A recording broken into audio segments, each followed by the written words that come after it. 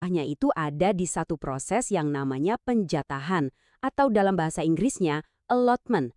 Nah, proses inilah yang nentuin siapa dapat apa dan yang paling penting dapat berapa banyak. Yuk, kita lihat lebih dekat. Gampangnya gini, bayangin aja penjatahan ini tuh kayak jembatan antara jumlah saham yang Anda pesan dan jumlah yang beneran masuk ke portofolio. Jadi pas ada satu saham IPO yang jadi rebutan banyak orang, sistem inilah yang bertugas membagi kuenya yang terbatas itu biar adil sesuai aturan yang ada. Nah, biar gampang ngertinya, kita harus paham dulu kalau dari awal banget, semua saham IPO itu dibagi ke dalam dua kolam utama yang berbeda. Disinilah investor institusi yang besar-besar itu, dan kita, investor publik, mulai dipusahkan jalurnya. Jadi, dari total semua saham IPO yang ditawarkan, alirannya itu langsung dipecah jadi dua. Satu jalur buat yang namanya fixed allotment atau penjaminan pasti, dan satu jalur lagi buat pooling allotment atau penjatahan terpusat. Nah, masing-masing kolam ini punya penghuni dan aturan main yang beda-beda banget. Coba kita lihat lebih dalam ya.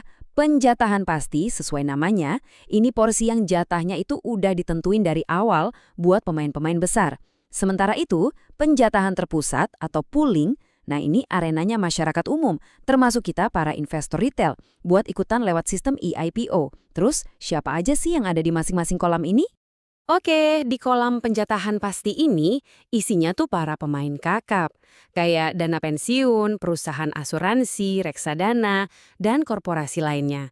Biasanya porsi mereka ini yang paling gede dari total saham IPO. Selain mereka, ada juga jatah khusus buat karyawan perusahaan yang IPO itu, sebagai semacam insentif. Nah, sekarang kita pindah ke kolam tempat kita bermain. Namanya penjatahan terpusat atau pooling. Kolam ini pun dibagi lagi jadi dua. Ada investor retail, yaitu kita-kita yang total pesanannya di bawah atau pas 100 juta rupiah. Terus ada investor non-retail yang pesanannya di atas angka itu. Oke, karena saya yakin sebagian besar dari kita adalah investor retail, yuk kita fokus ke aturan yang paling ngaruh langsung.